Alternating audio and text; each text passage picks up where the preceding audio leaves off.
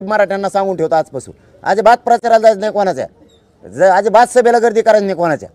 आपले जाताना आपले पोरं मोठं करायचं बघा. माझे हात जोडून विनंती तुम्हाला मी तळतळीने सांगतो, हो मी पुरं आयुष्यात या जातीसाठी दिलंय, माझ्या जातीसाठी मरायची तयारी तुमचं लेकरं मोठं करायसाठी. हां, यांचे लेकरं मोठं करायसाठी मराठ्यांनी लढायचं नाही आता अजिबात.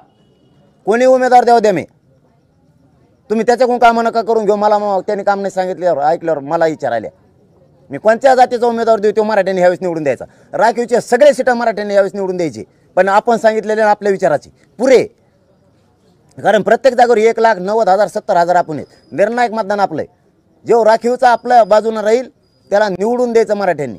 आणि जिथं जिथं सीटं देईल किती देईन मला माहीत नाही, ते पुरेचे पुरे निघले पाहिजे. जशा ताकदीनं पाडले आणि ताकद दाखवली मराठ्यांनी, तशा निवडून आणून ताकद दाखायची मराठ्यांनी एवढ्या वेळेस. बघा 5 वर्षात शेतकऱ्यांचे गरिबाचे प्रश्न कसे सुटत नाहीत मी बघतो. काळजी करू नका तुम्ही. देवेंद्र फडणवीस साहेब, तुम्हाला शेवटचं